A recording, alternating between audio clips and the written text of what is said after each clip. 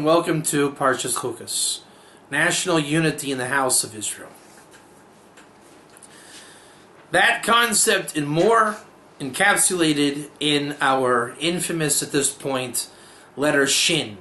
Right? Usually it's a 3 vaved or head Shin, and as brought down in tradition, and also that graces the head tefillin the man wears in prayer with 2-letter shins, one a traditional 3-headed shin, and its companion on the other side, the 4-headed shin. And as always, or not always, but a lot of times we reference the 4-headed shin. This class should be rather interesting in that respect, that finally we have found the source of the 4-headed shin, as we interpret it as the righteous ger. So that should be interesting. It's brand new material. I would like to say I've never seen it before, but that would be a lie. I have seen it before, but I did not understand it the first time I saw it. We find the source of this in Song of Songs, particularly the commentary of the Vilna Gaon, which anyone that follows my work knows that we did the entire book, however many verses, about 115, I think it is. About 115 verses. We did 115 classes about covering that work, and this was one of them. At that time, I was not into ger topic like now, so we'll do a bit of tshuva, a bit of a repair, and hopefully bring some light onto this topic. And for those following along, just outside the class, the source of this that I am going off of, maybe there are others, Song of Songs, Commentary, Vilna Gaon, chapter 6, verse 11. Very apropos, that verse is quoted in this week's Parsha in the Arizal's commentary to Parashas Pinchas, that Pinchas received the covenant of peace, and he basically enveloped the concept of Mashiach, and the Arizal quotes you this verse in Song of Songs. Just a side point, this doesn't really matter. The gematria the Arizal focuses on is 453, based on the interpretation he uses in Parashas Pinchas, but the point is, this is just off the cuff, but it's interesting to me. The word in Song of Songs is ginat, right? The garden of God. And that's the word used in Song of Songs. I think it's interesting, because the gematria of that, 453, is Melech Mashiach. And again, that's why we can link up Pinchas to that concept. Just a bit of a tidbit of information. Doesn't really change much for this class. And for the introduction, let's go. And we already stated the 4-headed shin. Where that comes from in King David, again, I'm going to quote the verse off in your own time. You can research. Psalm 135, verse number 19. King David mentions the house of Aaron, the house of Israel, the house of the Levite, and he does not mention the house of the ger. He refers to them as the fearers of God, the God-fearers. And you look into the commentary, starting with the Vilna Gaon, and all the classics follow suit. That is a reference to the ger. Right? And if in case you'll say, is it the ger, which ger? Convert, this, that. So you follow a trail of breadcrumbs, and you end up in Avos to Rebbe Nassim. It's a commentary, or a version like Pirkei Avos, the Ethics of the Fathers, with a little bit different, a lot longer, more involved. And there the commentary on a part of it mentions, in conjunction with our verse, that the Vilna Gaon brings in Isaiah, about the Psalm verse, Geri Emes, the true Gerim, is the lowest common denominator Kutit, as if to say all Gerim, right? So, long story short, the 4-headed shin, the 4th house, the righteous ger, the God-fearing ger, refers to all Gerim. I've probably waited many years to be able to say that, and we finally knocked it home. So there you have it. Speaking of the shin, we're going to go over all the number 3s, right? All the big ones. And we'll get there and we'll clear that up. We're going to concentrate on what it means. In fact, I want to clarify this 1 second. What it means to focus on the physical element as opposed to only the spiritual. Up until now, we were learning the Torah on a spiritual way, right? The manna that came down and all the miracles of the desert. But now we're going into the land of Israel soon. And all of a sudden we have to fend for ourselves like regular human beings. And that's the proverbial we. And what I just wrote the note to, as King David states in Psalms over and over again, physical also refers to the nephesh, the soul. The part that really is in the body. Right? So not just this, high level, huge spirituality, but daily living that is physical, but it is a spiritual lifestyle. We're going to talk about home. Home being Sfat, which is where we are always broadcasting from. A little bit of interesting tidbits of Sfat in relationship to the Parsha. And just, again, not a surprise, a nice, different, unique, novel overview of Gerim. And by the introduction, you can probably get a sense of what that means. Okay, I've already let the cat out of the bag on the first aspect, the four-house system of Israel through the Shin. Again, Psalm 135, verse 19, the house of Aaron and the house of the Levite, the house of the Israelite, and the non-house, the God-fearer, and as the commentary suggests, not his house, but his tent, or his lack of substance in Israel. Probably, is it literal? Is it metaphorical? Let's just go lateral, right? I know you like that word lateral, right? So the Rechabites, just totally lateral. This is, the Rechabites are probably the greatest Gerim that ever lived. And they are an offshoot of the Kenite. Kenite is the inheritance of Jethro. Right? Again, Jethro. Then you have, Jethro is called the Keni, as he's a Gilgal of Cain. He has offspring called the Kenites. They're in the land. They are in the city of date palms. Let's just say for context later on in this class, in Judges 1:17, they're going to go north, and they are going to be a part of the conquest of Israel. At some point, not into the so much future from then, there's going to be, I guess, a man named Rechav, and he's going to be called the house of Rechav. Rechav. Not Rechav the woman. This is with a chaf, not a ches. Reish chaf base. Like a car in Israel is called a Rechav. So that same, like a chariot, that's what the name means.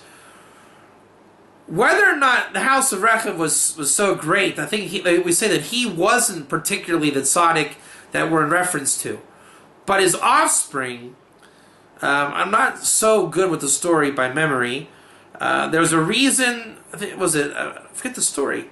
I think Rechav said, or someone said in the family lineage, that if again, I don't have the story memorized clearly, but I know the story generally. There was an oath taken to not drink wine. And I think it was King David or somebody offered them, one of the kings, to drink wine. And they said, we cannot drink wine because we made an oath that we would not drink wine. And then Hashem made an oath with them, and part of their oath was that they would dwell in tents. Now, again, my focus is not on the creation of these people. What I'm interested in is who they became. And they became the essence of the Ger. Right? The Midrash says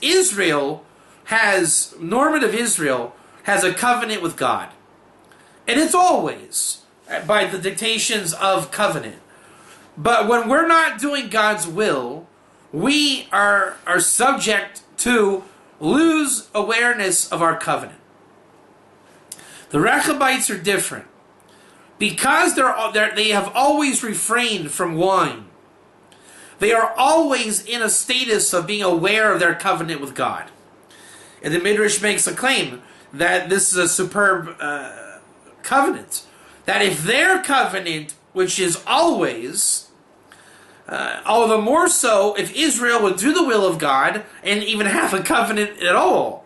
I mean, they always have their covenant, but it's the knowing of the covenant. And that's what makes Rechav so special. The house of the Rechavites. They were exiled with the 10 lost tribes, and they actually are documented to have gone to China in the Far East. And the things that are told in their name are pretty fantastic things. So you have the ger concept of righteous ger. There are many flavors of righteous ger. But we go back to the Tehillim, to the Psalm, where it's rooted that they don't have a permanent fixture of a dwelling. That's a reference to the Rechavite. And again, it's not because of any other reason that this was his oath.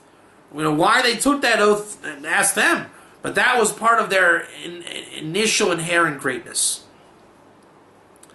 So we have the four houses. Again, Israel, Cohen, Levi, and the God-fearing ger. This article is really the culmination of that shin. Right? We're going to see Aaron die. We're going to see Moses' contribution as the Levite. Israel, bonds together, is the house of Israel. And it's all rallying around the ger. So that just like a shin looks like, the 3 or 4 branches coming to a focal point, that's our parsha, for whatever it's worth. It's a really nice culmination of that story. And the story is a build-up. We went through Genesis, Exodus, Leviticus, coming into Bamidbar, and it starts off, we have momentum behind us. And we're in Bamidbar, we're getting a sense of the story, the national mission. But not really yet so much, because the spies didn't happen. So, it's just kind of like before Sinai. There's that build-up of 3 days. Well, this is what? 3 parsha, right? What is there? It's Bamidbar, Naso, Bahaloscha. What's after Bahaloscha? Was it Shlach? I think it was Shlach. I think Shlach Korach Chukas. Right? Yeah, Bahaloscha Shlach. Because the Lashon Hara is at the end, and then the Lashon Hara is on the land. Right, so 3 parshas, 3 days. This occurred to me. With all Pidrush, it makes sense. But by the time we come into Shlach, all right, we're going to be punished for the next 40 years. Turn the corner, Korach, a little bit of a balagan, and here we are in Chukas. It's kind of like when you get to Nisan in the Jewish year, right in the middle of the year. And the joke in the yeshivas is we're basically starting the winter term tomorrow, right? Or no, not even Nisan. Let's go back. Rosh Chodesh Shvat, right? When it turns Shvat, it says if we are at the beginning of the winter term. Why? Every 2 weeks, this is the name of David Klein, this idea. Every 2 weeks, there's a holiday. Shvat, Tu B'Shvat, Adar, Purim, Nisan, Passover, Iyar, then Lag BaOmer, Rosh Chodesh Sivan, Shavuos. Right now you're already in June. Now hop skip in another couple weeks you're going to be in Rosh Chodesh Tammuz. And then the 3 weeks. Then it's Tisha B'Av. And now it's Rosh Chodesh Elul. And now it's, Elul might go 30 days of Tshuva and you're looking at Tishrei. And now the holidays in Tishrei go by and it's Rosh Chodesh Cheshvan. So and it really goes that way. When you get to Shvat, you're making a beeline for Rosh Chodesh Cheshvan. And the idea is that in yeshiva, all there is the winter term. Right? Everything else is just kind of going on around. But the real learning is that solid 5 months of winter. Right? That's where it's raining, it's cold, and you just kind of huddle around your learning and studies. Then you go out and do some holidays for a while, come back, and you'll learn. Right? It's a bit exaggerated, but that's kind of like the idea here. Right? The whole Torah was really to get to Chukas. Right? And again, it's a particular angle I'm taking that by Chukas we really know what's going on. Right? We met our forefathers. We met the redemption. We met the Torah itself in Vayikra. And we got kind of a concoction at the beginning of Bamidbar. Now when you hit Chukas, Balak, Pinchas, you know, game, set, match. Right? You found out the national mission. You found out what we're up against. You found Mashiach. And then you wrapped it up and you closed it up. Book of Devarim, you're just going to review all of that, every Parsha for the next X amount of weeks, and you're done.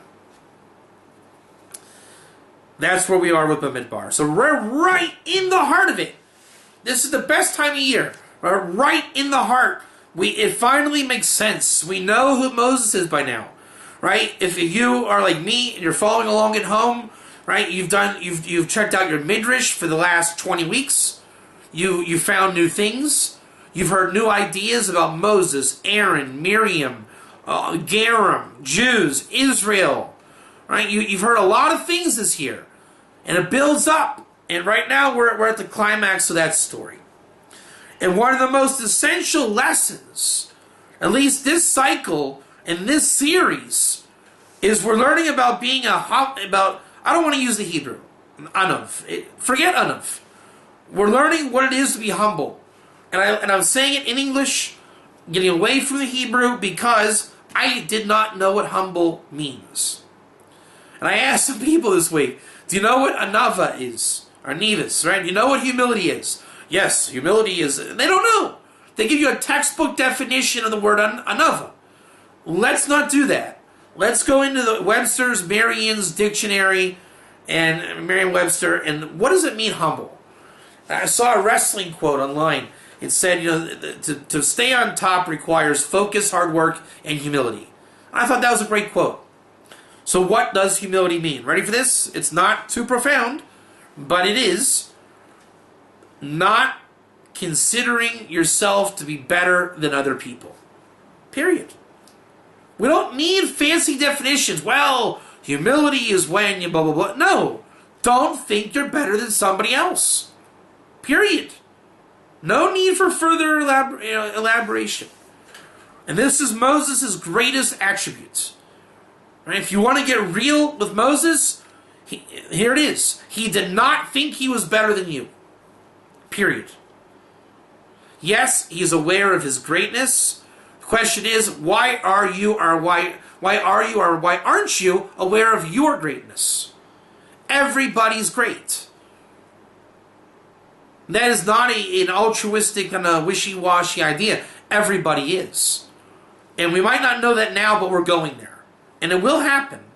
Moses' angle is, for whatever he's great, he doesn't take up, that, or in a feeling, whatever, he's better than you.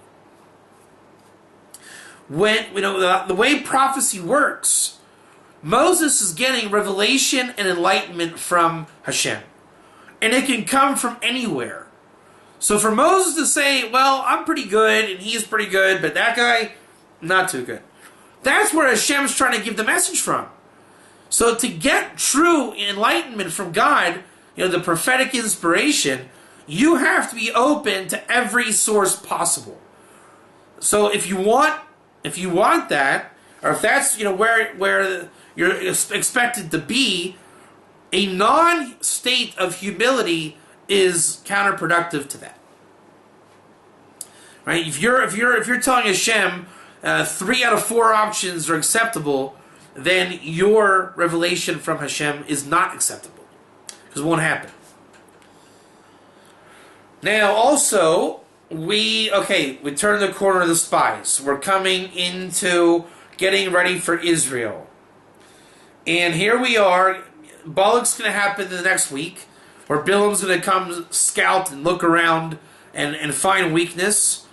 Here's that. This is really a special parsha. We come and camp at Shittim, and we're setting up. Aaron's going to die. Miriam's going to die. Moses left alone. The king of Arad's coming to attack, which is the thrust of this article, taking a shifcha, a maidservant. We're going to pulverize the cities. Just getting ready for everything. This is the heart. In many respects, it gives validation to Bereshis, all that came first.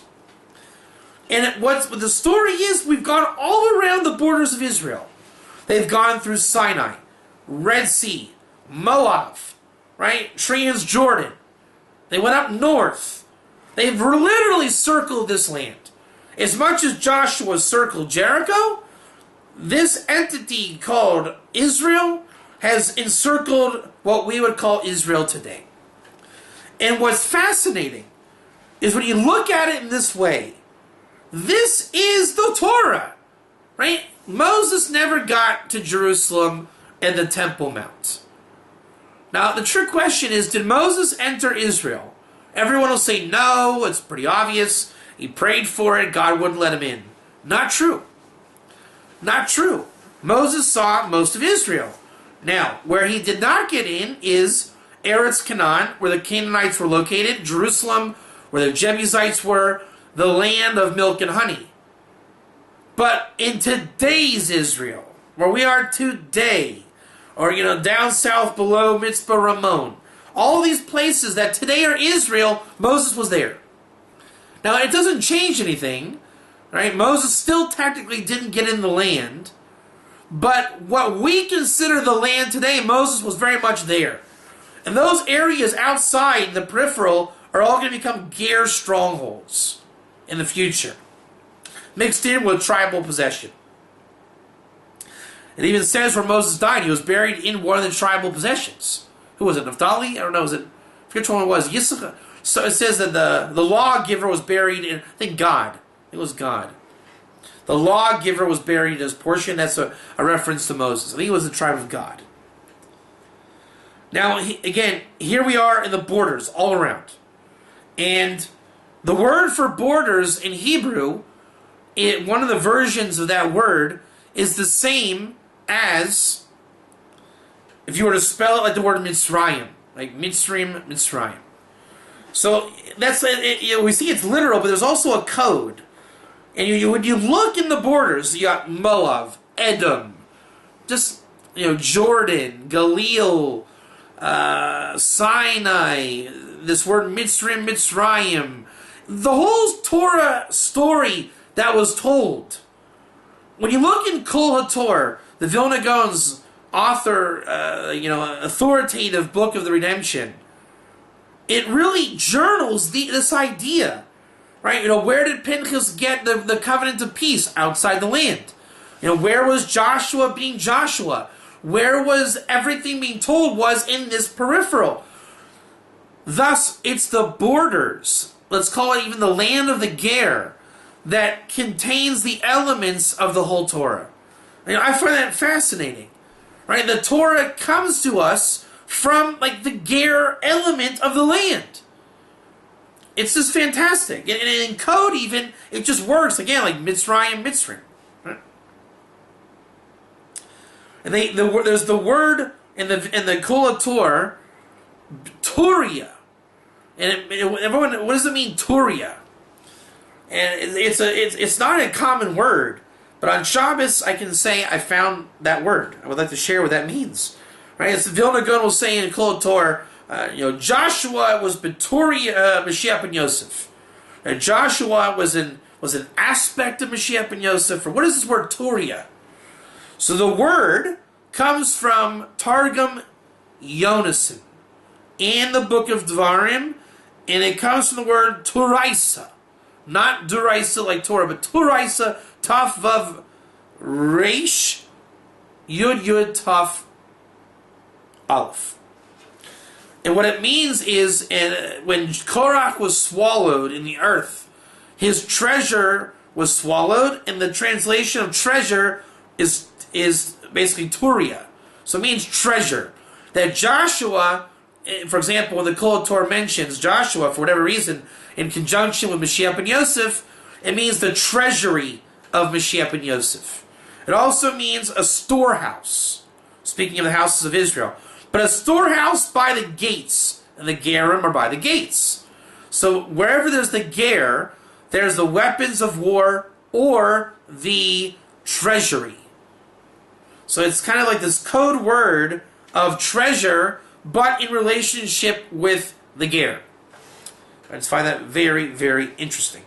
Right? And so these possessions in the borders of Israel are all in this Torah, or the treasury of the Torah proper. Okay, and we're getting ready to come into the land.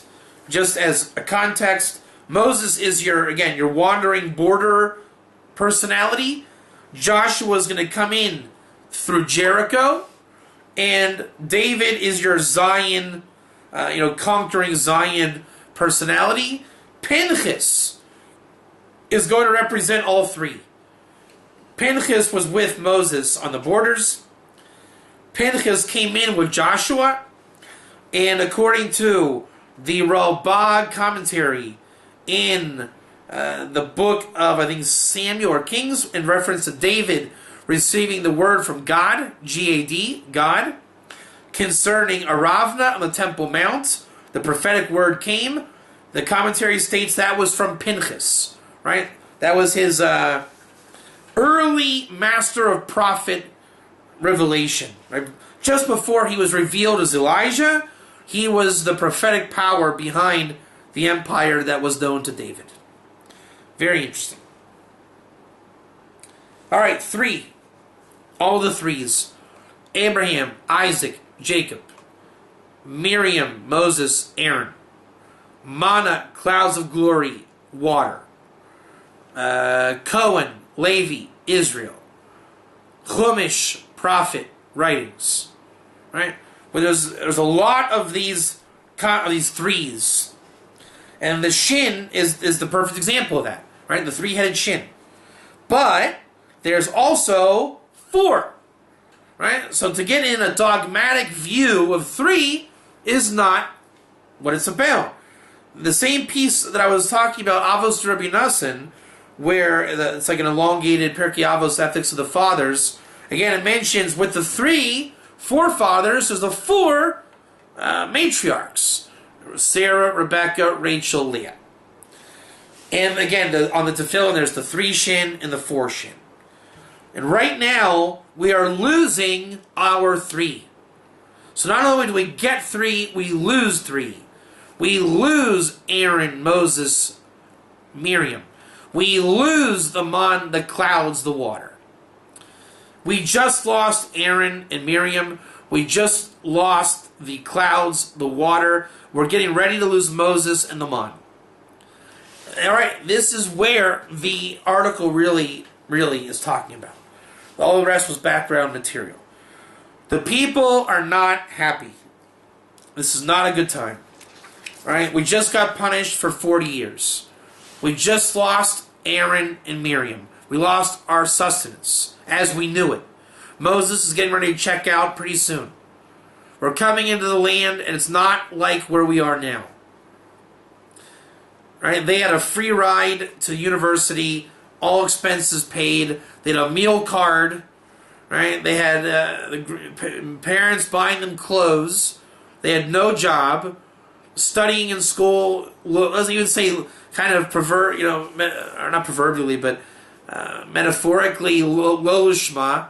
Their studies weren't going anywhere, so they thought, okay, we're here, we're learning Torah, it's good, but then the bombshell comes, right? You actually expect me to use that Torah, right? You have to defend myself, raise food, raise up leaders.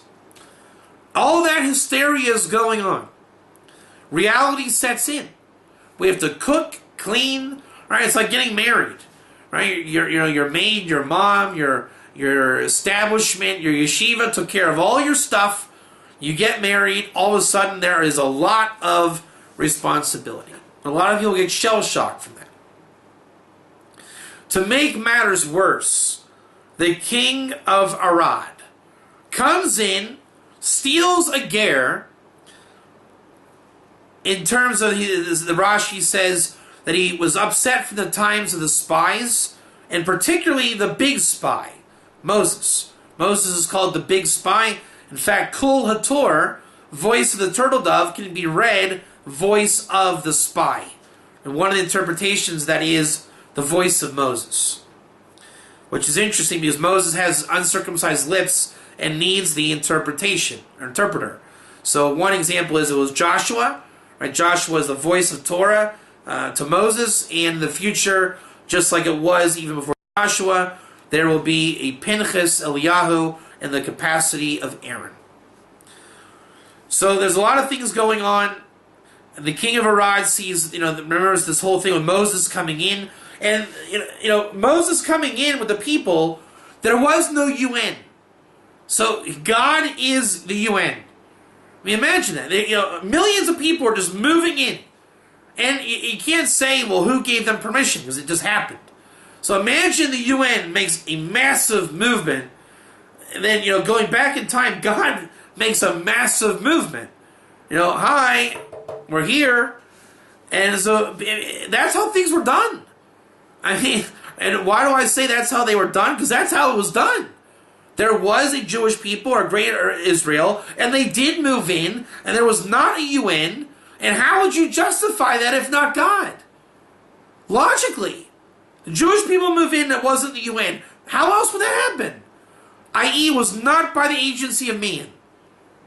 What else is there? God.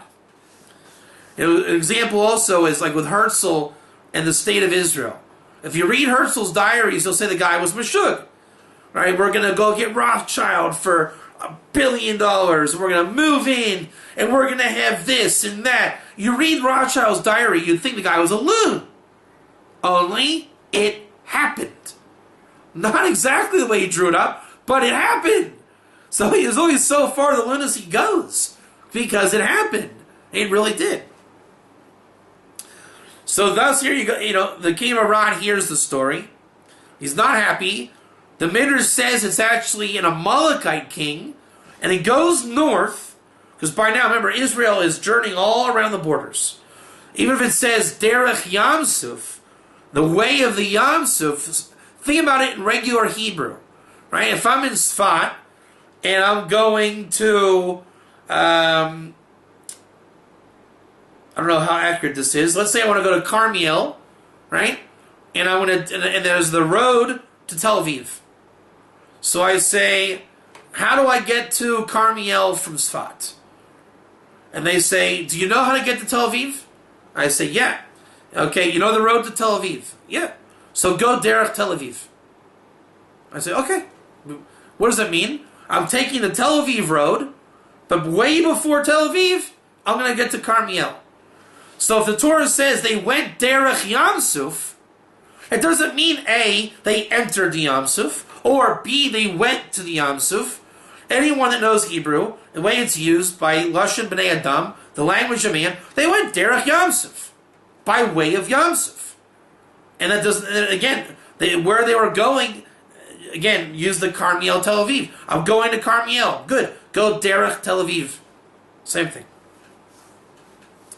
By that token, he came north, the Amalekite / Canaanite / Arad, takes the Shifcha. She was damaged, says the commentary, died later. And Israel makes a vow to God, saying, God, if you return her to us, we will consecrate your cities. It was achieved, and they did it. The city was destroyed. It was called Chorma, meaning destroyed. National unity occurred. Everyone bonded. Aaron died. They mourned for him for 30 days. Aaron, who says, love peace, pursue peace, bring all of humanity to the Torah. And here you have the concept of mankind was ready. Right? You really had mankind ready. The gears grafted in. You have that four-headed shin. You have everyone's there. Everyone there's unity, total unity.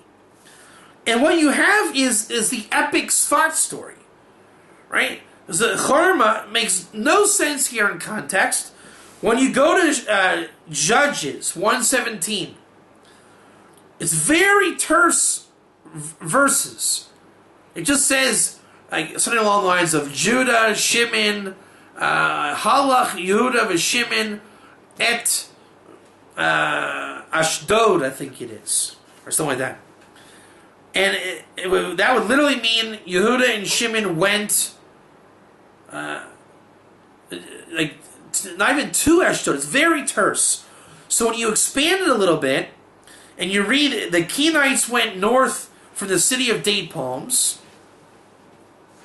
They met up with Yehuda and Shimon. And then it says Yehuda and Shimon went, I think it was to Ashdod. And then it says they went and settled with the people, Yoshev Ha'am. And then it says they destroyed the city. They called it Charma. Or they went destroyed Sfat, called it Charma. And then it continues. What's the verse? Let's read the side. The children of the Kenite. There's your Kenites again. Moses' father-in-law ascended from the city of date palms with the children of Judah to the wilderness of Judah that is south of Arad.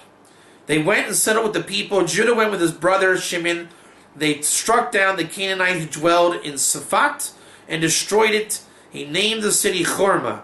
Then it says, the Ashkelon. Sorry, it's not Ashdod. Ashkelon. Alright, so now in verse 17 in the Hebrew, listen how terse this is. Vayelech Yehuda es Shimon achiv, vayaku es Kanani Yoshev Tzfat, vayacharimu oisa vayikra es Shem ha'ir Chorma.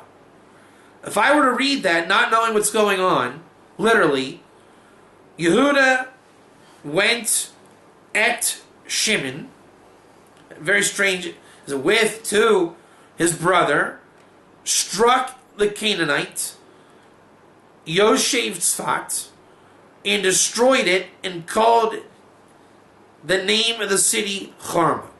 So it's these ets, Aleph Tuf, does it mean with or to? Right? It's one of those words that can be translated a million ways.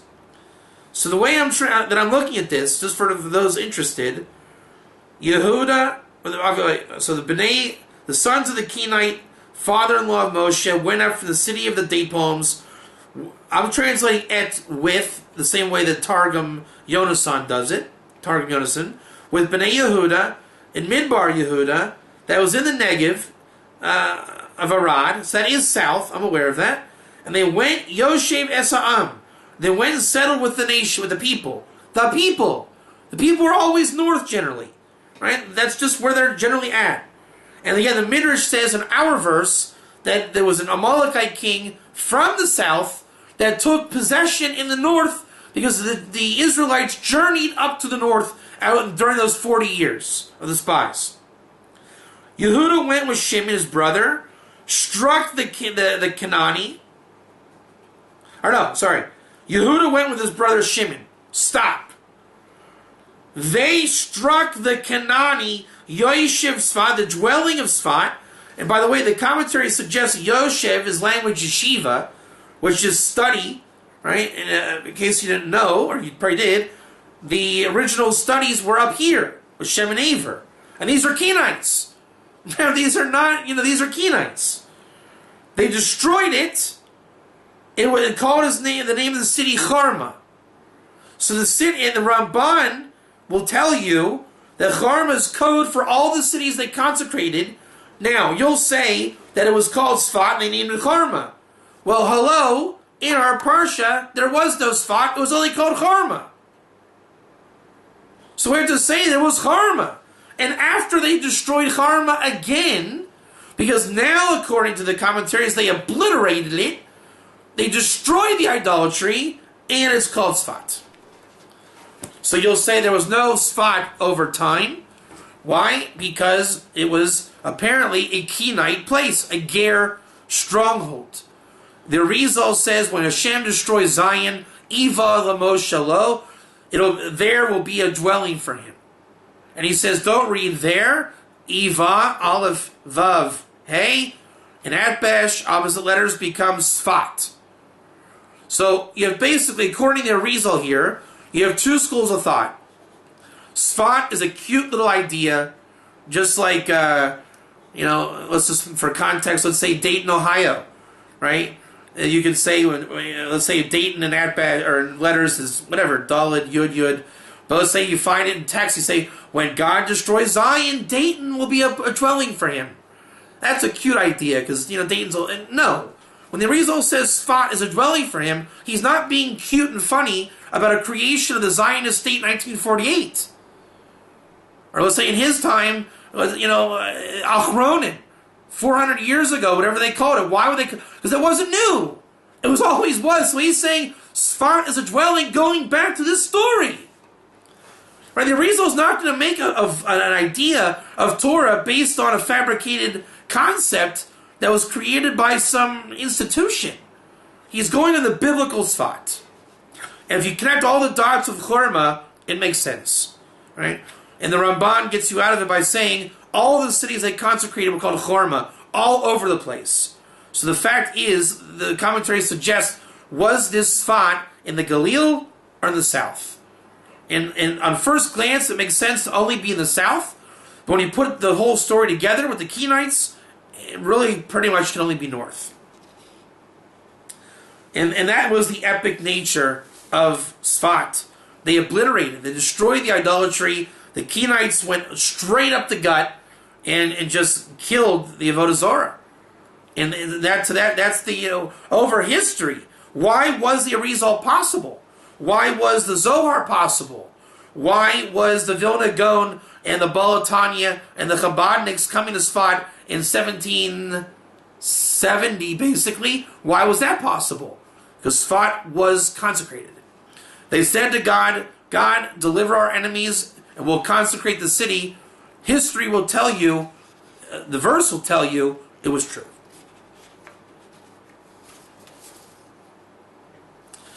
And again, this came up today. This is just an interesting idea. This came from Chaim.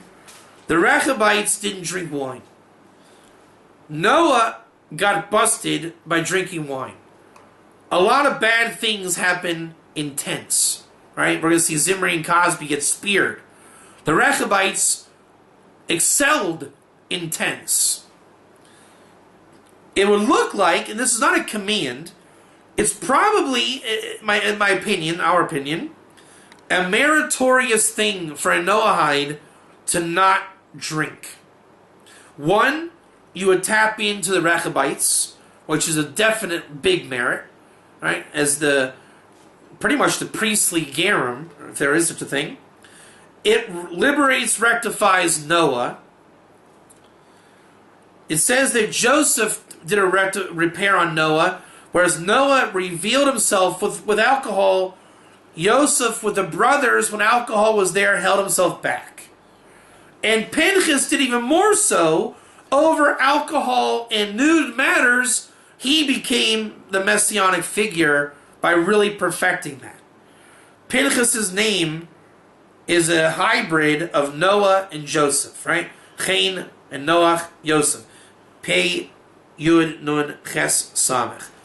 Thus, to be a part of a non-alcoholic society, it really brings you that fraternity of Pinchas, Joseph, and Noah.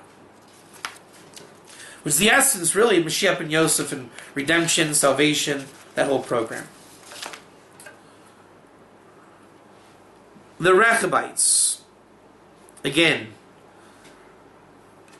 the idea is they conquered Sfat, national unity was found, and the Rechabites become really like Levi. Right? Levi was, let's just say, not such a great guy. And he does tshuva. He's the last one to die out in Egypt. As much as he was against Joseph, now he's his biggest advocate at the end. And Levi becomes the Kohen, the priest. And for whatever Jacob's blessing to him was harsh, Moses' blessing was salvation. The Ger is the same way. We're complaining about the Ger in Shlach. We don't want them to come in the land. we're going to get punished for, basically eternally from that Tisha B'Av until Mashiach comes to end that. Right? Until we get the Ger story right, Tisha B'Av will continue. The Ger was a hard transition, a hard addition to that shin, that wedging that fourth head in there. But it happens in our Parsha where it's coming along. Judges comes, and now they conquer everything. And, X amount of years later, the Rechabites are it. Total Levi story. Right? From rags to riches. They're the ones that, bring in the Ger in, and then you have the Rechabites becoming, a covenant in its own right. That's the concept of a Levi. Levi sounds like Noviim, same word, to attach. The Rambam states in the laws of idolatry that Abraham, Isaac, Jacob learned in the academies of Shem and Aver. They made their own yeshivas, made Gerim, and the Gerim that are attached onto Israel through Torah are called Nilvim, the attachments. That word is used all through Isaiah, the Rambam. It's a major word. So the fourth house of the Ger is the Nilvim. Now here's an idea that I really like. I really, really like. The Ger is coming back in record proportion today. It's very, very Joseph and the brothers. Right? Here we are, and the long lost, fourth Vav, right? The Shin coming back in. Joseph and the brothers 101. We're meeting up. This point, no longer in Egypt. Now it's Edom at the end. We meet again. Olam Haba is at stake.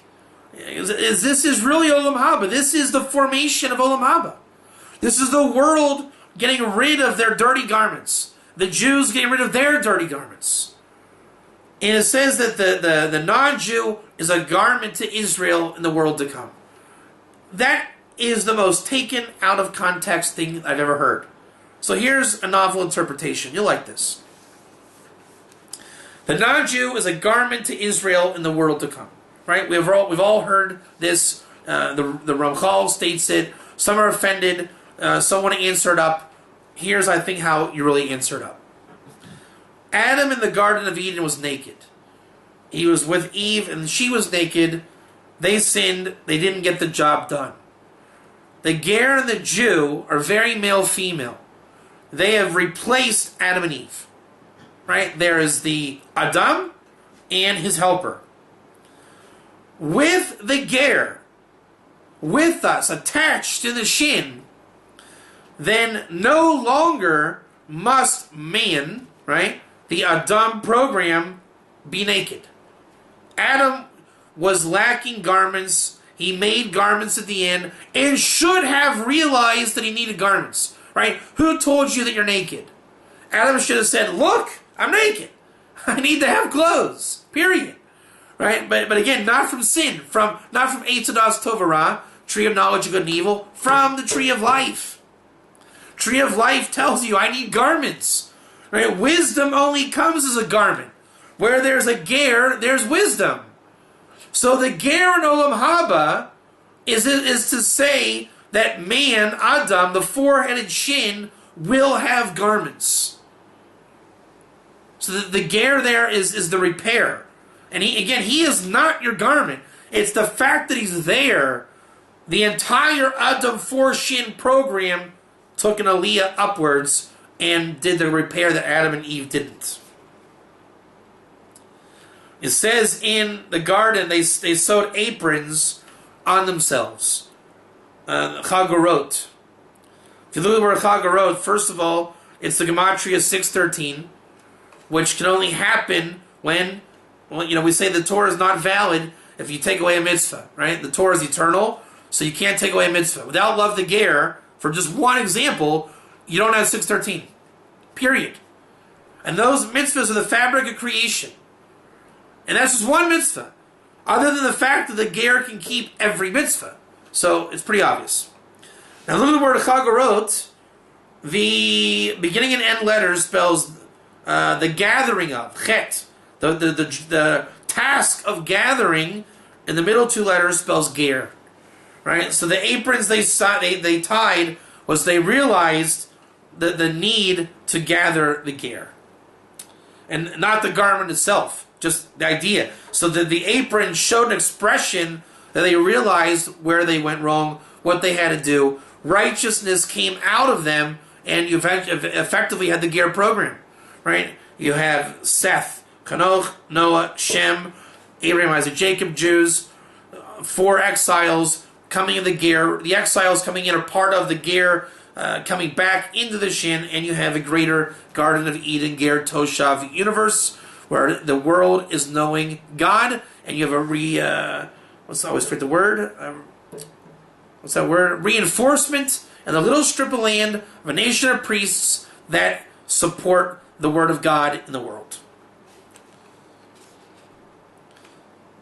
It's interesting also that we mentioned at the beginning of the class, the Arizal with Pinchas takes you to chapter 6, verse 11, Shir Hashirim, about the garden of God. So here's again, we go to full circle, talk about the world being the garden.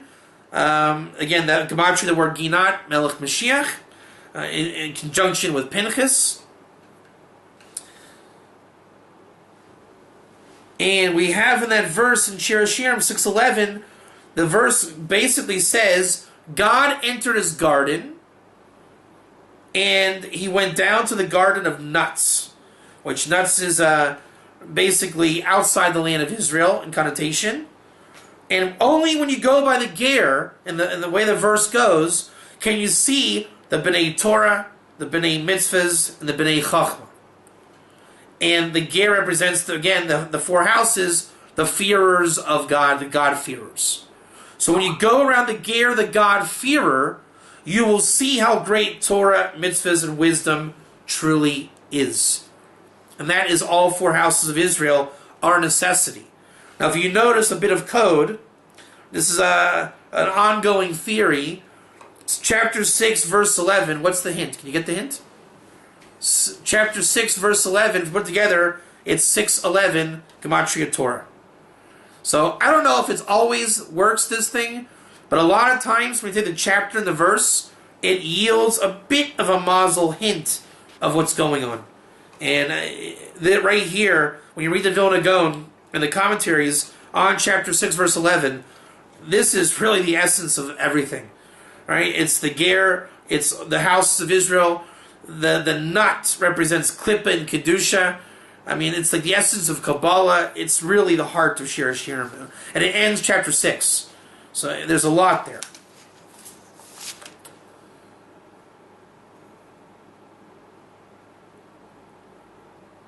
And again, the idea from Shir Hashirim is called Hadar, beauty. And when you look at the ger in Israel as the repair of Adam and Eve, look at this timeline.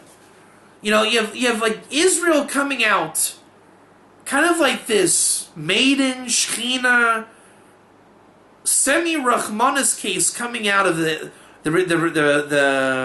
wilderness. They do well in Joshua, but by Judges we're falling apart. We're wanting to worship idolatry. Through the kings, it doesn't get any better. And God sets up judges. And not every judge is Jewish, but a ger. And you have these really awesome gerim in history. But they're not refined yet. They're awesome, but not quite refined. Like, imagine when you were 18. I know when I was 18, I was a strong kid and wrestled and a lot more fit, but he was very unrefined, that kid. Very much so. And that's really the ger. Way back. They were awesome, but it wasn't yet the time. And Israel was, let's say, their soul was meant to be refined, but they were not yet ready. So we have this missing each other battle through time. Love-hate relationship. And the ger, who was, this awesome, let's say, exterior light, kind of like the woman, a young maiden is beautiful, and as she ferments over time, let's say, not as, youthful as she once was, but like a fine wine, an older woman matures in her understanding and bina. And that's the ger. They grow older, and they get more ripe, and they get refined in Gilgulim, in reincarnations, generations, turning over, the literal meaning of the word Gilgul. And now we're at the end. And Israel still doesn't know her own beauty. But the ger does. So the ger had to lose that, and refine. Just to get to the point to let the Jew know, hey, I think you're beautiful. And at that point, the Jew can see the ger, and he sees how beautiful the ger is all through those thousands of years. Song of Songs is really the mutual beauty expression of Jews to Gerim and Gerim to Jews, of those that live their life or are urged to live their life, and those that have an effect of life but never knew it. And they come together to live and affect the world, bringing the Spirit of God into revelation. That's what Adam and Eve didn't do. And that's what the ger Jew does, and fully garmented, both sides, makes the world really going from dynamic from static. As Rabbi Nachman points out, the ger completes the altar up above in the upper world, that when the ger comes back, the shefa that comes down, the bounty that comes down, is a flavor of universal truth. And that only by understanding the ger can we really understand the blessing and bounty that God bestows on creation. As the Zohar says, that flavor of bounty destroys the evil layers of this world. I'll end with this saying, speaking about the boys that were slaughtered in Israel, which that story very much parallels the story of the Parsha. We could be on the minutes or hours or days away from another intifada. Things are heating up. Tisha B'Av is coming. When they consecrated Sfat, they said, "Give our enemies our hand, we'll consecrate your cities." I think it's apropos to say this. We're in Israel. The ger is ready. He's coming back. Shir Hashirim has been achieved. Where's the house of God? Right? We wanted your cities. Okay, we have your cities. Give us back your house. Right? And we as mankind will fill it, because we are the ones that are here waiting as a Rechabite, whose covenant endures intense. As one big family, but with nowhere to go. What good are consecrated cities without the context of ascending to Zion as a full house of Israel, one nice, big, beautiful, four-voved shin? Thank you very much. Have a great week.